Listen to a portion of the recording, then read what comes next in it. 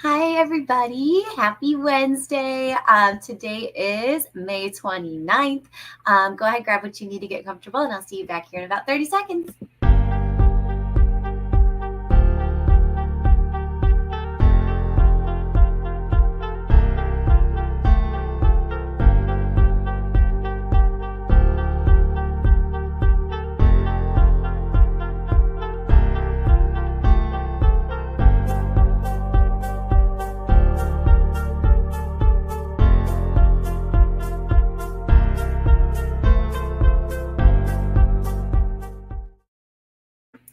Hi, everybody.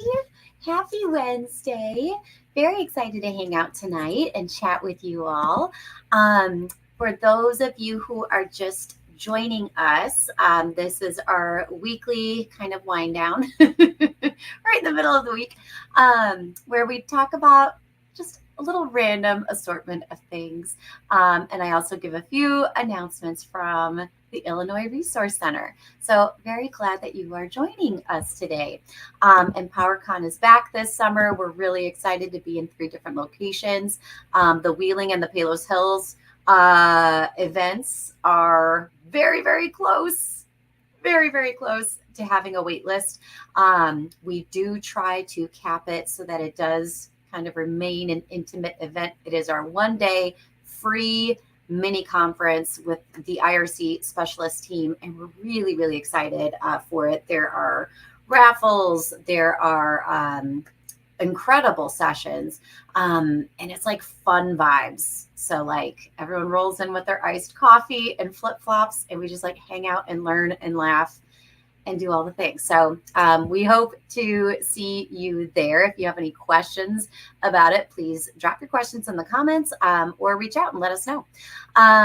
So we've got that going on. We hope to see you there. And we also have our BPAC series dates. So that is scrolling at the bottom of the screen there. So this is an incredible learning opportunity aimed at our families, so families of multilingual learners. But these sessions are incredible. They're run by Adelicia, our colleague here, another IRC specialist, and she just does incredible work, and people feel very, very comfortable opening up to her. And this idea has really, really taken off, so it's incredible. So we want you to have all those dates in advance. So if you are setting your BPAC dates ahead for next school year, you got fall covered. And then I should double check on the code.org Summer Institute. It is a stipend opportunity for educators. So if you go to our website and just use the /CSEL, so it's computer science for every learner, you can check all that information out there. But we're very excited for all these wonderful things happening at the IRC. And stay tuned because there's a lot more to come in terms of what's happening for new workshops that are happening in the summer and in the fall. A combination of in-person events and virtual events, all free. So definitely stay tuned. Make sure you're following us on Twitter and LinkedIn and Instagram and TikTok and Facebook and all of the things. Tonight, though, I wanted to talk a little bit about end of year reflections because I know many of us either just finished the school year or we're about to. We're kind of closing out the school year. So if you are still in session, we hope everything's winding down very, very smoothly for you. It's like the most exhausting time of year. I feel like I say that about a lot of different times of year, but right, like you're so close to the finish line and it's just like a little army crawl at this point, right? So yeah, we're sending you a big hug and we're cheering you on because it's a lot. If you are just starting your summer, we're very, very excited for you, and we hope that you can find lots of rest and recuperation and all the things, and lots of fun too. I will tell you, for my own kids, they stopped. My son finished finals on Friday, and my daughter finished Thursday of last week. And so it's nice to like wake up and not have to like get them out the door, and they can stay up a little bit later, and it just feels like a more playful time of year. So I'm very excited about that. I love all the time I can get with my kids. And my daughter is like the animal rescue warrior, for sure, for sure. So we have been fostering dogs for about 10 years, maybe a little bit over 10 years. And so she's really grown up taking care of little puppies. And so we do have a foster right now, and we just got him on Friday. But y'all, he breaks your heart a little bit because he's so scared. He's so scared of everything. I don't know if the camera will pick this up. Do you see him? Isn't he cute? He's so cute, you guys. He's a Frenchie, like a French bulldog. And he's like 10 months old, I want to say, but he's so scared. He's so scared of everything. And so it's just been a lot of like sitting and like being very calm and not making direct eye contact for like extended periods of time. But he started to play with some toys, which is very, very exciting. And he's just so cute. He's so cute. I don't know if y'all have seen the movie Moana. That's like one of my top movies like ever. I cry hysterically during Moana every time. But Pua is the little pig, and that's actually my Shih Tzu's middle name. So his first name is Honu, and his middle name is Pua, Honu Pua. And Honu's my baby. But this little Frenchie, he looks like Pua. Like, he's so cute. And we've never had any dogs in the bulldog family.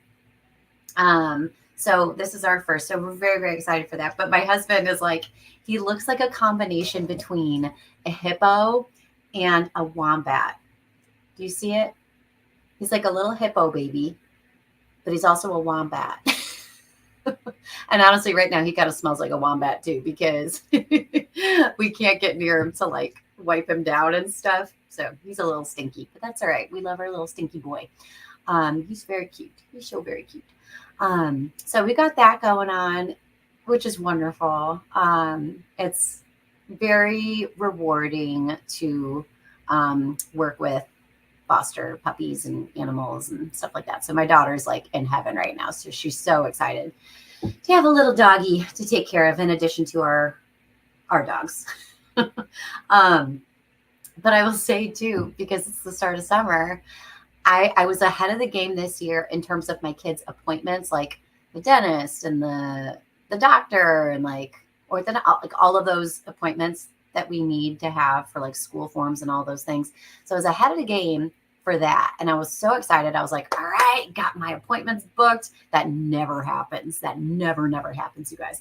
But then I realized like at the end of last week, I was like, I never even looked into like the activities part of the summer. Like, what do I want to sign really my daughter up for? My son's busy with football stuff all summer. But I was like, oh my goodness, I totally dropped the ball. So now I'm trying to like scramble and find all the different things. She loves basketball. So that's kind of where we're looking right now. So figuring all that out. So shout out to everyone else who's like, oh, totally forgot to do any of this. Yeah. So we got that going, but we're very, very excited for summer. This is like my favorite time of year. Summer Carly is my favorite Carly. So tonight, yes. Tonight we wanted to talk about end of year reflection. So whether you're already out for summer or you're just starting to wind down, this is a good time of year for us to reflect. And I want to do that tonight with you through a few different lenses. So if you even wanted to like grab a notebook or something to write with, you can certainly do that, or you could just think about it. You don't have to write anything.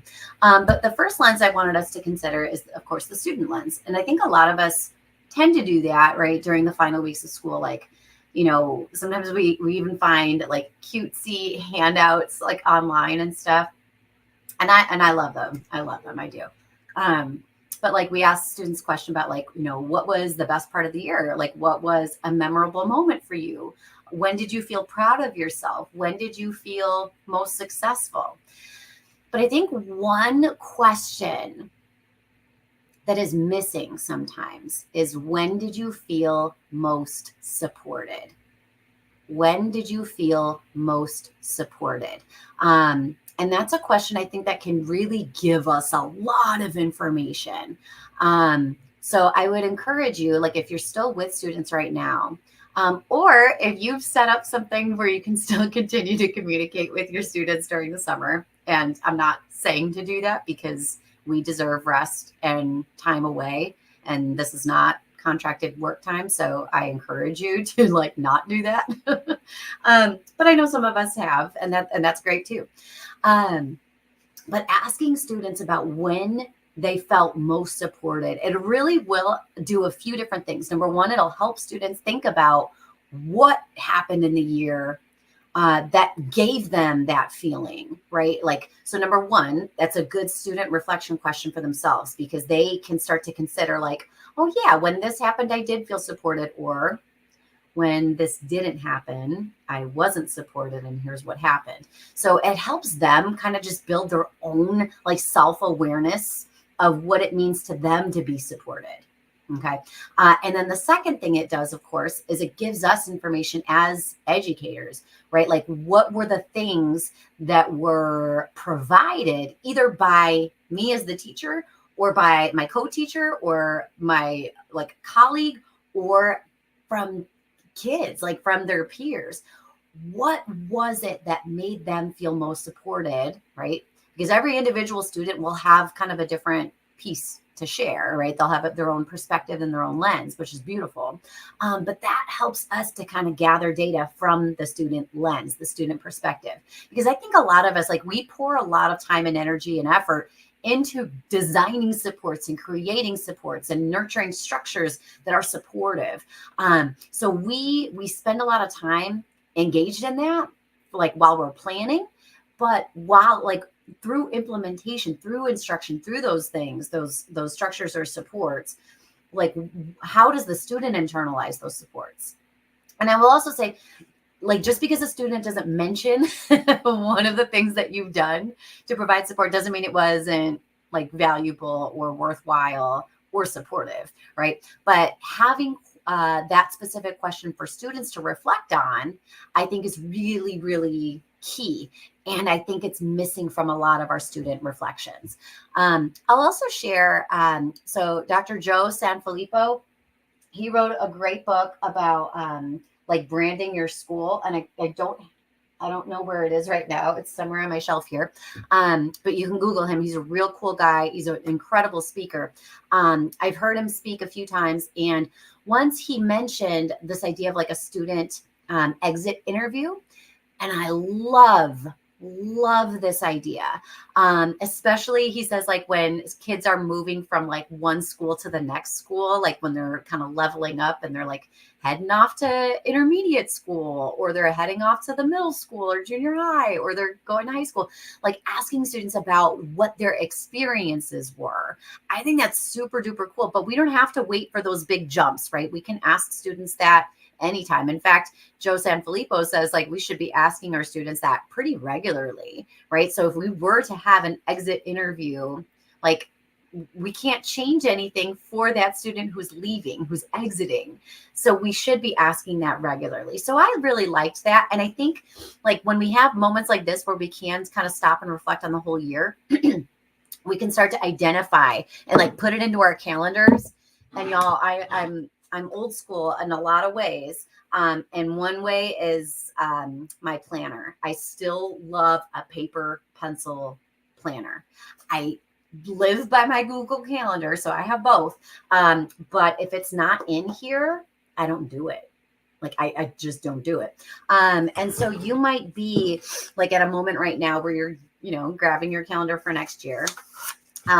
But you can grab like Post-its, right? And just like jot in, maybe it's by trimester, maybe it's by semester or quarter or whatever, but like pencil in a week where you're going to have students do some of that reflection and like that exit interview, like what has been most supportive during this unit, or what has been most supportive for you the last 2 months or something like that. But having students have that regular time to reflect it can feed us, right, with good information to, continue something that's really like meaningful to kids that they've internalized as helpful and supportive.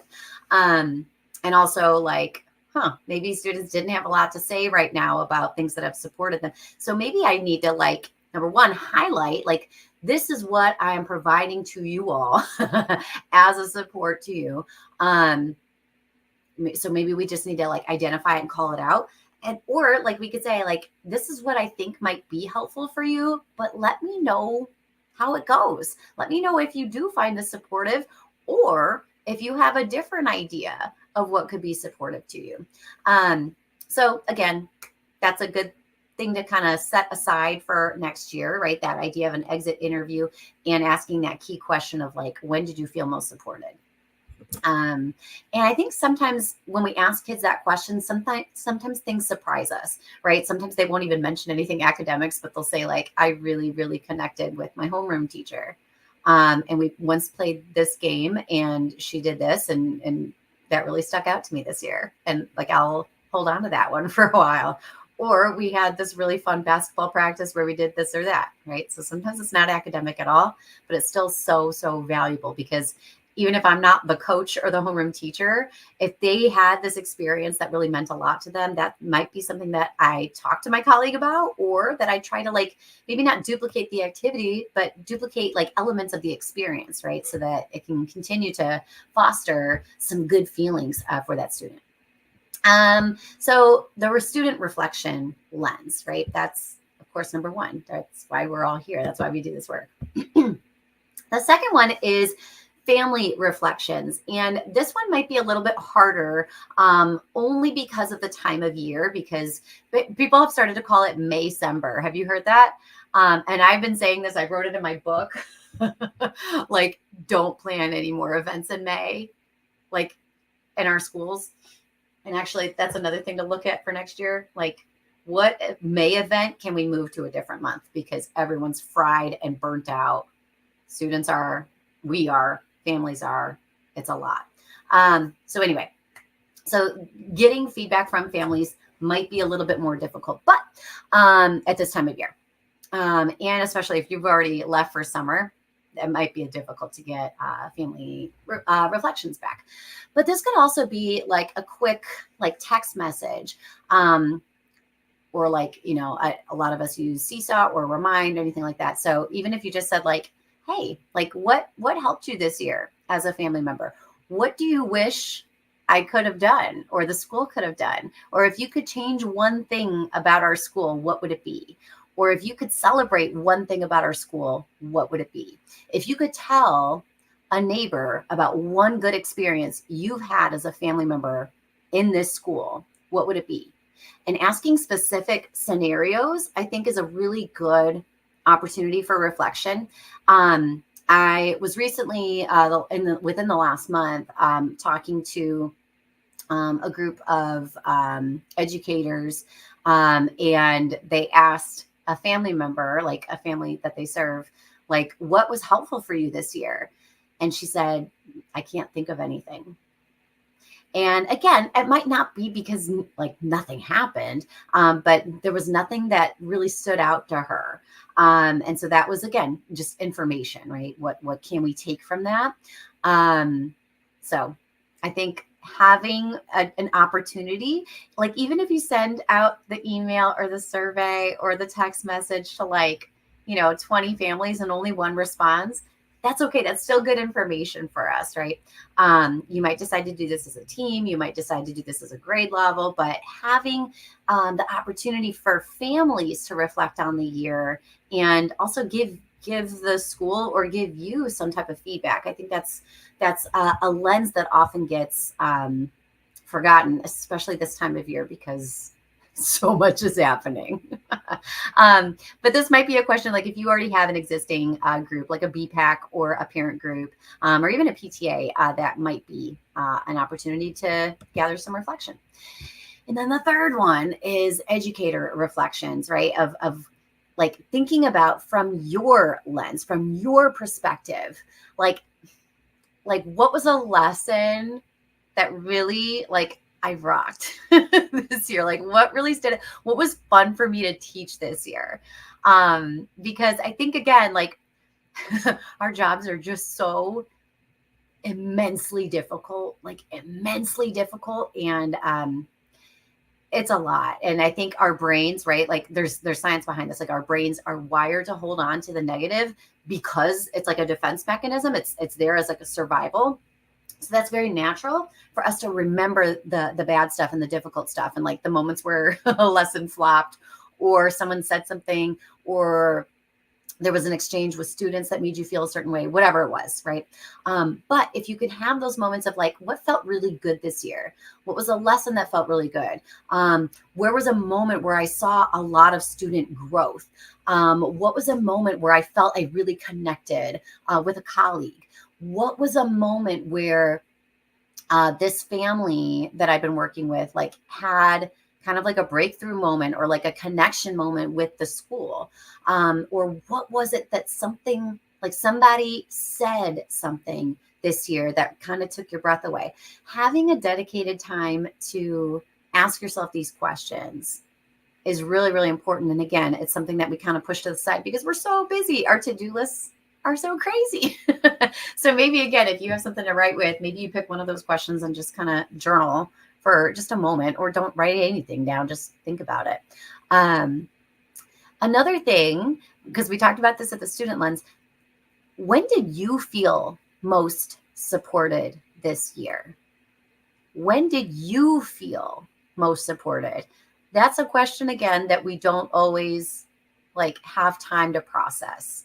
And I think that's a really big question. I think it's a really important one because if you had a moment where you were working with a colleague, a teammate, or a coach, or a leader, an administrator, a principal, a communications director, whoever it was, and you felt supported in your work, we have to highlight that. We have to hold on to it.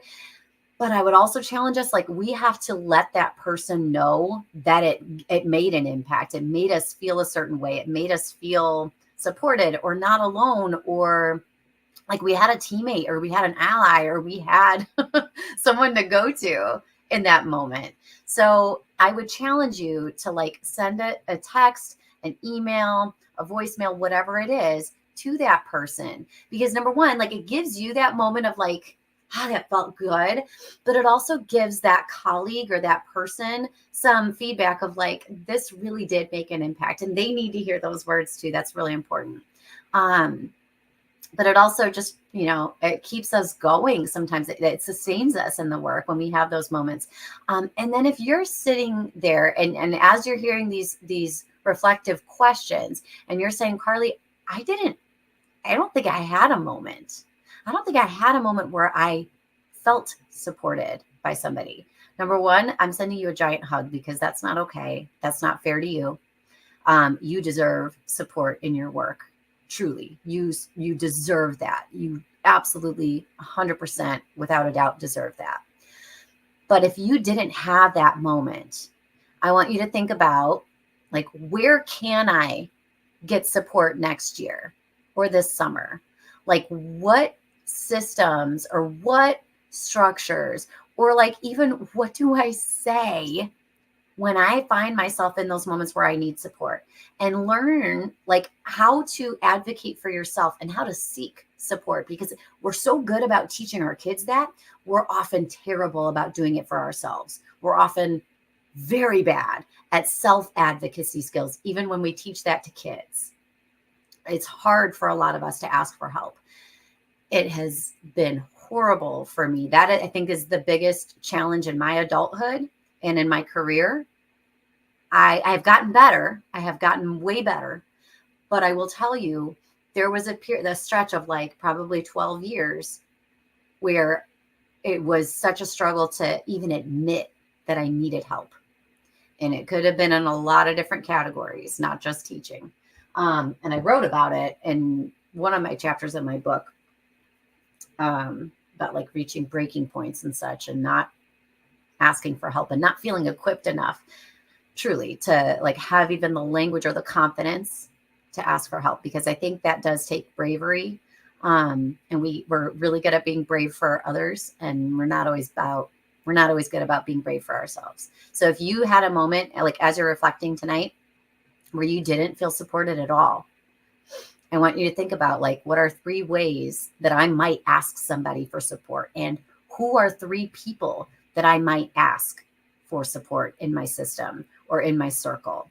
And if you don't have that in your building or in your district, go online. I'm telling you, go online, go in those Facebook groups, go on Twitter or whatever it's called now, go on TikTok or Instagram, like whatever your social media platform of choice is, go there and connect and find your people.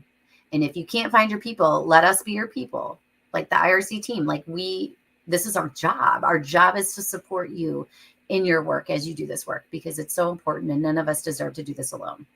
If you need more teammates in your corner, I'm going to bring us back. You know what I'm going to do, right? I'm going to bring us back to EmpowerCon. So we encourage you to sign up. And then again, as we think about all of these 3 lenses, right? The student reflections, the family reflections, and our own reflections of the year, and like all of the things, right? Like all of these things that are kind of fresh in our minds. What do we do with that information? What do we do with that reflection? Maybe it is like a post-it party with your calendar for next year. And you're saying like, okay, this is a moment where I want to pause, or this is a unit that was awful for me to teach because I didn't feel equipped, or I didn't have time, or I didn't have whatever, right? This was just an awful unit for me. I didn't like it. Like, where did that fall in the school year? And then how can I jazz it up? How can I infuse it with some energy so that it is more fun to teach? So, all right. Anyway, it is getting late already. I will share a few other, like I have some reflection questions for like access data reflections. So I will try to link that.